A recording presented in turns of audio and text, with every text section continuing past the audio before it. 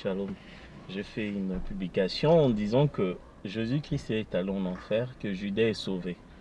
C'est de la folie, hein. Judas, à qui on a traité de fils de la perdition, le Satan, comment ça fait-il qu'il soit sauvé? Que Jésus-Christ, qui est saint, le Fils de Dieu, puisse aller en enfer. Mais il faut savoir que tout dans la Bible est basé sur les promesses. Dieu avait fait une promesse à Adam dans le jardin d'Éden, dans Genèse 1, 26. Il a dit, le jour où tu mangeras ce fruit, ce jour-là tu mourras. Quand Adam, la mort là c'est quoi? La mort, la signification de la mort c'est deux choses. Soit dormir comme dans Lazare dans Jean 11, soit séparation éternelle. Or la mort que Dieu avait promis dans le jardin d'Éden, c'était ce qu'on appelle la séparation éternelle. Mais donc il dit à Jean, le jour où tu mangeras, ce jour-là tu mourras. Donc séparé éternellement, tu iras en enfer. Mais Dieu n'a jamais envoyé Adam en enfer. Dieu n'a pas envoyé Adam en enfer. Qu'est-ce qu'il a fait? À la place d'Adam, il a pris un agneau. Mais sauf que l'agneau ne peut pas aller en enfer. L'enfer, il n'y a que les âmes qui vont en enfer. Mais l'agneau n'a pas d'âme. Vous voyez? Donc il fallait quelqu'un. Cette parole-là, il traînait pendant l'éternité, pendant le temps. Il fallait que cette parole-là puisse s'accomplir. Parce que la parole de Dieu, une fois prononcée, doit s'accomplir obligatoirement. À quel moment, dites-moi, à quel moment la parole où Dieu avait dit à Adam que ce jour, le jour où tu mangeras, ce jour-là tu mourras, est accomplie? Moi, j'aimerais que les gens me montrent ça dans la Bible. À quel moment est-ce que les gens savaient ce que c'est la signification de la mort là? La mort là, cette parole là est accomplie 4000 ans plus tard à la venue de Jésus-Christ. Jésus-Christ est lui le second Adam. Il est venu accomplir ce que Dieu avait dit dans le jardin d'Éden, en remplaçant l'agneau qui n'avait pas d'âme. Jésus-Christ avait une âme. Il est parti en enfer à la place de l'agneau d'Abel. Parce que l'agneau d'Abel ne pouvait pas aller en enfer parce que l'agneau n'a pas d'âme. Donc Jésus-Christ est venu accomplir ce que Dieu avait dit. Voilà pourquoi il est le second Adam. Voilà. Le second Adam, il devait accomplir ce que Dieu avait dit dans le jardin d'Éden à Adam. Le jour où tu mangeras, ce jour-là tu mourras. Voilà. Voilà pourquoi je dis Jésus-Christ, il est parti en enfer à la place d'Adam. Quand vous dites que Jésus, il a pris ma place, ta place était où? Ta place, c'est ce que Dieu avait dit. Puisque tu es né du péché, donc la promesse là, elle est faite sur toi. Que tu es sorti de la femme. Le jour où tu mangeras, ce jour-là tu mourras. Cette promesse-là était sur nous qui sommes sortis de la femme. Mais Jésus-Christ a pris notre place. C'est-à-dire il est parti en enfer à notre place en accomplissant Genèse 1, 26. Revenons de Judas. Judas Iscariote est sauvé parce que Paul lui dit dans Romains 11, verset 26, tout Israël est sauvé. Pourquoi?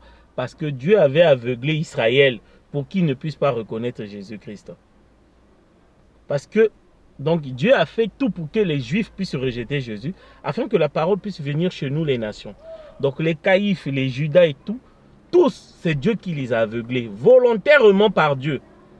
Voilà pourquoi ils ne pouvaient pas être perdus. Mais les gens disent, mais Judas est le fils de la perdition.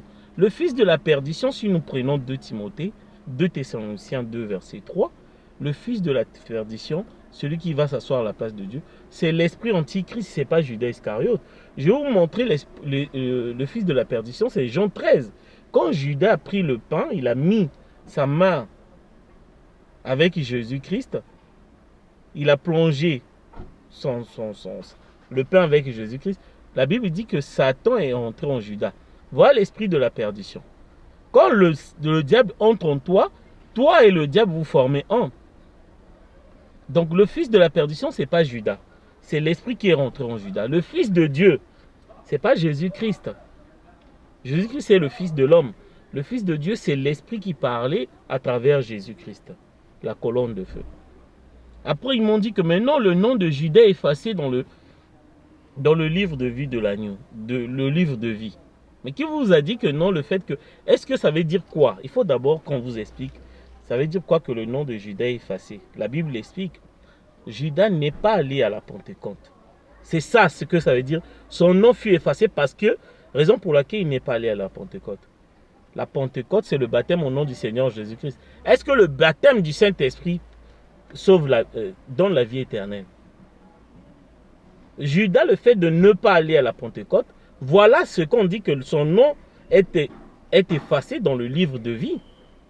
Mais je peux vous montrer, Dan et Ephraïm, ils ont adoré les idoles. Dans 2 Rois 12, dans 1 Roi 12, avec Jéroboam. Leur nom a été effacé. Mais sauf qu'Ézéchiel, il les a vus au temps de la fin. Vaut mieux la fin d'une chose que son commencement. Bien sûr, Judas est allé en enfer, parce qu'il n'a pas cru la parole de leur, Jésus-Christ. Judas n'est pas allé à la Pentecôte, car son nom fut effacé. C'était le début. Mais la fin, c'est quoi?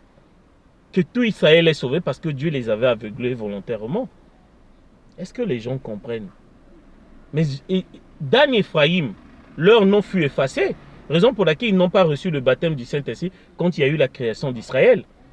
Les 12 000, les 144 000, c'est le baptême du Saint-Esprit que Dieu donnait à chaque tribu, mais il n'y a pas Dan et Ephraïm. Mais ce n'était pas le salut d'Israël. Le salut d'Israël, c'est dans Apocalypse 14, où toutes les tribus, y compris Dan et Ephraïm, ils étaient au complet. Dan et Ephraïm sont sauvés, mais on ne les voit pas dans Apocalypse 7. Pourquoi? Parce que leur nom fut effacé dans le livre de vie, parce qu'ils ont adoré les idoles. Leur nom. Mais Dan et Ephraïm sont sauvés. Ézéchiel 41. Ézéchiel a vu Dan et Ephraïm, comment Dieu était en train de disposer toutes les tribus. Dan était à l'ouest, Ephraïm à l'est. Il les a vus, Ézéchiel l'a vu. Et pourtant leur nom fut effacé. Judas Iscariote, son nom fut effacé dans le livre de vie. Il n'est pas allé à la Pentecôte, oui. Mais sauf que Jean, dans Apocalypse 21, verset 14, il a vu la muraille, il y avait 12 portes, écrites les 12 noms de l'apôtre de l'agneau. Là maintenant, l'Armageddon a commencé. Je dis, mais donnez-moi les noms que Jean a vus dans Apocalypse. Si on te voit ton nom dans Apocalypse, c'est que tu es sauvé. Jean a vu le nom de Judas qui était effacé pendant les âges. Jean a vu son nom remis. C'est comme le nom de Dan et Ephraïm. Ils ont été effacés dans Apocalypse 7. Mais dans Apocalypse 14, William Branham il dit, ils étaient au complet, y compris Dan et Ephraïm. Le nom de Judas il fut effacé. Mais sauf que Jean a vu le nom de Judas dans Apocalypse 21, verset 14. Maintenant, je dis, mais parmi les 12 noms de l'apôtre de l'agneau, c'est là où il y a eu la confusion de Babylone. Dans le camp de Babylone, il y a eu la confusion. Il y en a qui m'ont dit, d'abord il y a un groupe qui m'a dit, le 12e nom là, c'était Matthias. L'autre groupe, il a dit, le 12e nom, c'était Paul. Je les ai tous regroupés pour montrer qu'ils sont en erreur, que j'ai raison. Pourquoi? Parce que c'est la promesse d'Apocalypse 21, verset 11, de 14, Jésus l'avait annoncé dans Matthieu 17. Il dit, vous qui m'avez suivi, vous que j'ai choisi, vous serez assis sur 12 trônes pour juger les 12 tribus d'Israël. Maintenant, on va voir, est-ce que cette promesse-là concerne à Matthias? Ça ne concerne pas Matthias. Pourquoi? Matthias n'a pas suivi Jésus. Quand Jésus il était sur la terre, il n'était pas l'apôtre de Jésus parce qu'il y avait 12 trônes. Donc, une personne par trône. Donc, Matthias, il a pris la place de qui dans cette promesse-là? Il n'y a pas Matthias puisque Jésus n'avait pas choisi Matthias en tant qu'apôtre. Deuxièmement, Matthias est venu après le départ de Jésus. Et puis en plus, Matthias, c'était le choix d'homme. Ce n'était pas le choix de Dieu.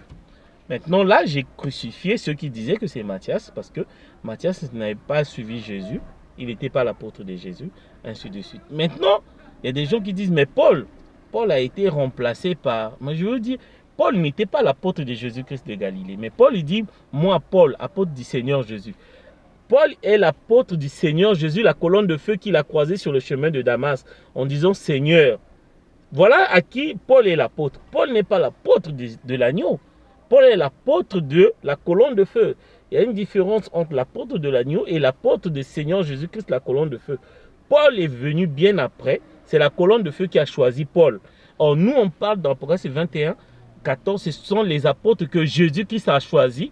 Voilà. Deuxièmement, Jésus dit, vous serez assis sur 12 trônes pour juger les 12 tribus d'Israël. Parce que dans Matthieu 11, dans Matthieu 5, il avait envoyé les apôtres vers les brebis perdues d'Israël. Donc comme ils ont refusé l'apôtre, c'est les apôtres qui vont les juger. Mais Paul n'a jamais été envoyé pour Israël. Paul est l'apôtre des nations. Il le dit dans Galates. Il ne peut pas juger Israël parce qu'il était envoyé chez les nations. Paul ne fait pas partie des 12 apôtres, ni les 24 vieillards. Paul fait partie des 7 étoiles de l'agneau parce qu'il était l'ange messager des âges de l'Église chez les nations. Paul était romain. Vous voyez la différence? Donc je voulais juste montrer que Judas Iscariote est sauvé parce que Dieu avait aveuglé volontairement Israël afin que la parole puisse venir chez nous les nations. S'il ne les avait pas aveuglés, les Juifs ils auraient reconnu Jésus-Christ. Et nous, on serait restés dans les idoles et les fétiches. Donc il fallait qu'il les aveugle. Voilà pourquoi il leur a donné une robe blanche et Israël est sauvé. Les gens ils disent, mais Judas est allé en enfer, ils m'ont sorti question et réponse. Je dis, est-ce que aller en enfer pendant les âges, c'est un signe de perdition? Mais Jésus dit dans Jean 6 que vos pères ont mangé la manne dans le désert, ils sont tous morts. Donc ceux qui sont tous morts dans le désert, mort là, c'est la séparation éternelle. Donc ceux qui sont sauvés, c'est Josué, Caleb et Moïse. Mais tout ce monde-là, ils sont morts dans le désert, ils sont séparés éternellement en enfer avec Dieu. Parmi lesquels il y a Aaron et Myriam. Aaron prophète et Myriam prophétesse. Myriam est morte dans le désert. Aaron est mort dans le désert.